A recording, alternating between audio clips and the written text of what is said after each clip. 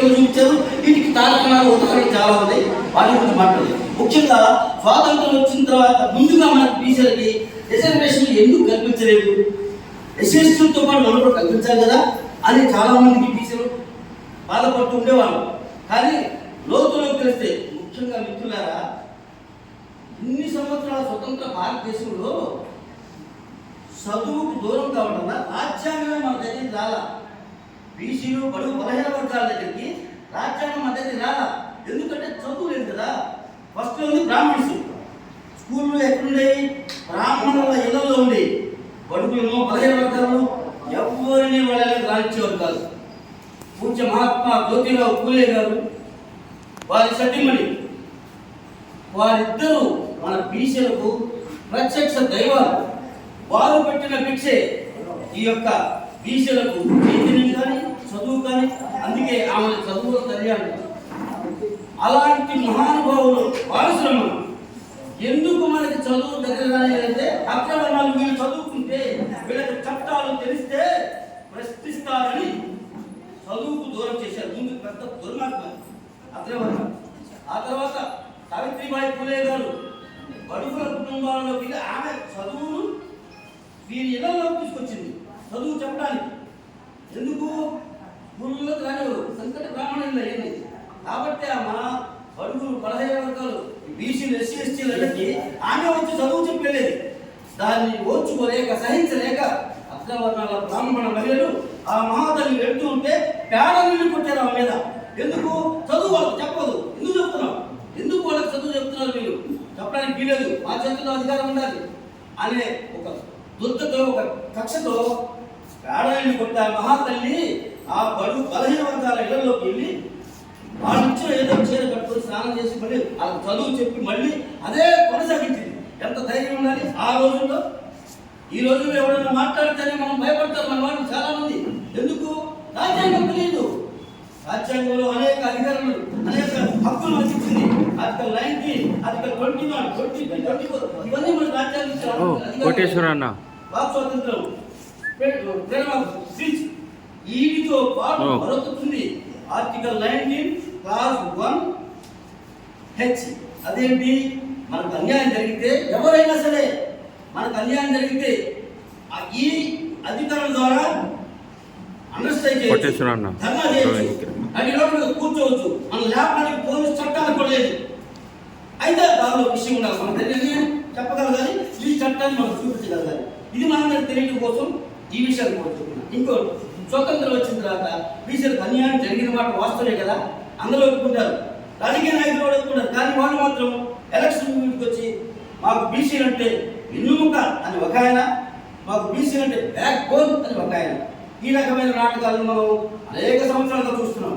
మొట్టమొదట బీసీలకు రిజర్వేషన్లు కావాలని స్వతంత్రం వచ్చిన తర్వాత రాజ్యాంగం అమలు కాకముందే బాబాసాహెబ్ అంబేద్కర్ గారు బీసీలకు కూడా రిజర్వేషన్లు కల్పించాల్సిన అవసరం ఉంది. ఎందుకంటే ఎస్సీ ఎస్టీలకు మాత్రమే చేయగలిగాం. స్వతంత్రం వచ్చిన తర్వాత మరి పార్లమెంటు సమావేశాలు బిగిన్ కావాలి. కాబట్టి ఈ దేశంలో 70% అప్పటికే ఆయన ఊహించాడు, 60 నుంచి 70% బీసీ ఉంటారు. వీళ్ళందరినీ లెక్క ప్రకారం లెక్క తేల్చాలంటే సమయం పడుతుంది. కాబట్టి రాజ్యాంగంలోనే ఒక అధికారాన్ని పొందుపరిచాడు. ఏమని? బీసీలకు విద్యలో, ఉద్యోగాలలో, రాజకీయాలలో ఖచ్చితంగా రిజర్వేషన్లు కల్పించాలని ఆర్టికల్ 343 ఆర్టికల్ 343 అధికారాన్ని రాజ్యాంగంలో పెట్టి పార్లమెంటు రాజ్యాంగాన్ని అప్పచెప్పాడు భారత ప్రభుత్వాన్ని. అప్పుడు మొట్టమొదటి ప్రధానమంత్రి నెహ్రూ గారు, మొట్టమొదటి న్యాయశాఖ మంత్రి బాబాసాహెబ్ అంబేద్కర్ గారు. పార్లమెంట్ సమావేశాలు బిగినేది, అందరూ మాట్లాడుతున్నారు, కొన్ని సమస్యలు చర్చిస్తున్నారు. బాబాసాహెబ్ అంబేద్కర్ మొట్టమొదటి రోజు నుంచే మొదలు పెట్టాడు. ఏమని తెలుసా? బీసీలకు కూడా రిజర్వేషన్లు కల్పించాల్సిన అవసరం ఉంది. ఈ దేశ సంపదను సృష్టించేది భవిష్యత్తులో బీసీలే. 60 నుంచి 70% ఉన్నారు. వాళ్ళు కాయ కష్టం చేసుకుని బ్రతికే వాళ్ళు అయినా వాళ్ళతోనే ప్రభుత్వాలకు ఆదాయం అవుతుంది, ఈ దేశం నిలబడుతుంది, ఆర్థిక వ్యవస్థ పెంపొందించబడుతుందని చెప్పి అడిగితే నెహ్రూ గారు అంగీకరించారు. ఎందుకు అంగీకరించారు? ఆయన అక్కడ పొలాలు కదా, ఆయన మళ్ళీ మా అధికారులు లాగేసుకుంటారు. 70% వాళ్ళకి అధికారం అవసరం ఉండదు. కాబట్టి ఆయన అంగీకరించకపోతే బాబాసాహెబ్ అంబేద్కర్ గారు బయటకు వచ్చి కళ్ళమ్మట నీళ్లు చెమర్చుకుంటూ నా గురువు అంటే మహాత్మా జ్యోతిరావు పూలే గారిని తన గురువుగా భావిస్తాడు. నా గురువు గారిని అనేక సందర్భాల్లో ఆయన రచనలు పుస్తకాలు రాస్తున్నాడు. నా గురువు గారైన పూలే గారికి ఆయన ప్రాతినిధ్యం వహించే ఆ జాతికి, బీసీ జాతికి నేను న్యాయం చేయలేకపోతున్నాను. మా గురువు గారిని ఆదేశాలను నేను అమలు చేయలేకపోయాను. ఈ దేశంలో ఇంత జనాభా ఉన్న వాళ్ళకి నేను న్యాయం చేయకపోతే ఇక నాకు ఈ మంత్రి పదవి ఎందుకు? అవసరం లేదు. ఇంకా ఒకటి 3 కారణాలు ఉండొచ్చు, పేదవాళ్ళు తెలిసి ఉండదు. అయినా మొట్టమొదటి కారణం ఇదే అని చెప్పింది. బీసీలకు రిజర్వేషన్లు ఆ చట్టాన్ని అమలు చేయడం లేదు కాబట్టి నేను ఈ పదవికి రాజీనామా చేస్తానని చెప్పి రాజీనామా పడేసి పెట్టేశారు. ఆ తర్వాత 1971లో ఇందిరాగాంధీ గారి టైంలో బీసీ ఉద్యమానికి వస్తే అప్పుడు కూడా ఆమె అంగీకరించాల. ఎందుకు అంగీకరించలేదు? సేమ్ ఇదే, ఆమె వారసులే కదా కాంగ్రెస్ పార్టీ. అంటే కాంగ్రెస్ పార్టీ స్వతంత్రం వచ్చిన దగ్గర నుంచి బీసీలకు రిజర్వేషన్లకు వ్యతిరేకం. ఇక రెండో పరిస్థితి చూద్దాం. ఈ దేశాన్ని పరిపాలించింది కాంగ్రెస్, తర్వాత బీజేపీ. ఇంతే కదా, నేషనల్ ఫ్రంట్ వచ్చినా ఏ ఫ్రంట్ వచ్చినా బీజేపీ అందులో పాత్ర ఉంది. కాబట్టి నెక్స్ట్ బీజేపీ ఏం చేసింది? బీజేపీ ఇద్దరే ఉన్నప్పుడు అద్వానీ గారు, లాలకృష్ణ అద్వానీ, వాజ్పేయి గారు.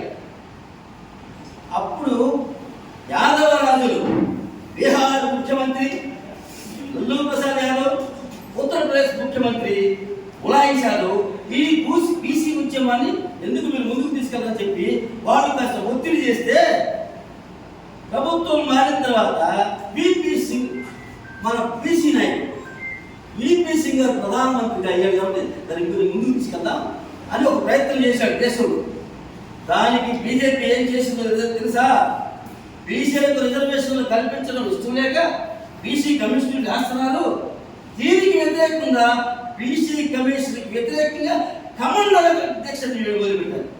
కమండల దీక్షను మొదలుపెట్టి దేశవ్యాప్తంగా రథయాత్ర మొదలుపెట్టాడు. అయినా సరే బీసీలు ఎక్కడ పోలా. కానీ మరి అప్పుడు ఉన్న పదవిని తీసేశారు. ప్రధానమంత్రిగా విపి సింగ్ గారు బీసీ కదా, ఆయన పదవి తెచ్చేటప్పుడు ప్రభుత్వం పడిపోవడానికి ఒక కారణం బీసీ ఉద్యమాన్ని ముందుకు తీసుకెళ్తున్నారు. దానివల్ల అప్పుడు అయిపోయింది. ఆ తర్వాత మన రాష్ట్ర పరిస్థితికి వద్దాం. స్వతంత్రం వచ్చిన తర్వాత మన రాష్ట్రంలో 2 కులాలే పరిపాలించింది. ఫస్ట్లో బీసీ ఒక ముఖ్యమంత్రి ఏంటి, దళితులు ఒక ముఖ్యమంత్రి ఏంటి. తర్వాత 50 సంవత్సరాలుగా పరిపాలిస్తుంది ఎవరు? 2 కులాలే కదా. ఆంధ్రప్రదేశ్ రాష్ట్రం పర్టికులర్గా ఉమ్మడి ఆంధ్రప్రదేశ్లో ఉంటే కేసీఆర్ ఆయన వెనక 10 ఏళ్ళు 9 ఏళ్ళు ఆయన చేశారు. కానీ ఈ మన ఆంధ్రప్రదేశ్ విషయానికి వద్దాం. చంద్రబాబు గారు, ఎన్టీ రామారావు గారు ముఖ్యమంత్రి ఉన్నప్పుడు మాత్రం బీసీలకు చాలా కొంత న్యాయం జరిగేది. దాన్ని నిజాయితీగా మనం అంగీకరించాలి. ఆయన కులాలు చూడాల, ఆయన రాజకీయ నాయకుడు కాదు. ఆయన ఒక సామాజిక ఉద్దేశంతో ప్రజలకు మేలు చేయాలని వచ్చిన వ్యక్తి. కాబట్టి ఎవరు చదువుకుంటే బాగా చదువుకున్నారు అలా ఇచ్చుకుంటూ కులాలు కూడా పనిచేశాడు. కాస్తో కూస్తూ న్యాయం జరిగింది ఎన్టీ రామారావు టైంలోనే. ఆ తర్వాత చంద్రబాబు నాయుడు గారు ఏం చెప్పారు? నేను బీసీలకు బ్రహ్మాండం వెన్నుముకలు అంటున్నాడు. బీసీలే ఈ పార్టీకి తెలుగుదేశం వెన్నుముక అన్నాడు. కానీ బీసీలకు రిజర్వేషన్ కల్పించాడా? కల్పించకపోగా 2012లో ఒక మేనిఫెస్టో రిలీజ్ చేశాడు. 13లో పంచాయతీ ఎన్నికలు వస్తున్నాయని అప్పుడు నుంచి రాష్ట్రం విడిపోలా. బీసీలకు 34% రిజర్వేషన్ ఉంది కదా, నేను బీసీకి 50% రిజర్వేషన్ కల్పిస్తాను, బీసీలు మొత్తం పైకి తీసుకొస్తాను అని నమ్మకం కలిగేసరికి మనం ఏం చేస్తాం? పెడతానంటే ఆశ, కొడతానంటే భయం. బీసీలో నమ్మాం, అందరూ నమ్మాం. అందుకే కాంగ్రెస్ పార్టీ అధికారంలో కిరణ్ కుమార్ రెడ్డి గారు కాంగ్రెస్ పార్టీ అధికారంలో ఉంటే తెలుగుదేశానికి ప్రతిపక్షంలో తెలుగుదేశానికి 75% పైగా లోకల్ ఎన్నికల్లో విజయం సాధించారు. ఈ హామీ వల్లే బీసీలకు రిజర్వేషన్ 50% కల్పిస్తామని. అందుకే కానీ అధికారంలోకి వచ్చాక రాష్ట్రం వెళ్ళిపోయింది. 2013 తర్వాత 14లో అధికారంలోకి వచ్చాడు. కానీ బీసీల విషయం పట్టించుకోవాలా, 5 ఏళ్ళు పట్టించుకోవాలా. 2013లో పంచాయతీ ఎన్నికలు జరిగితే 5 ఏళ్ళకి ఎన్నికలు జరపాలి కదా, 2018లో జరపాలి. కానీ జరపడం ఏం చేశాడు తెలుసా? అధికారులు పెట్టేశాడు. ఎందుకు? ఎన్నికలు పెడితే నేను హామీ ఇచ్చా కదా, 50% రిజర్వేషన్ కల్పించాల్సి వచ్చింది కదా, అప్పుడు నాయకత్వం పెడితే మనకు అధికారం ఎక్కడ ఉన్నది? దానికోసం అది మోసం కదా. ఆ రకంగా ఆయన మోసం చేశాడు. ఆ తర్వాత జగన్మోహన్ రెడ్డి గారు రాజశేఖర రెడ్డి గారు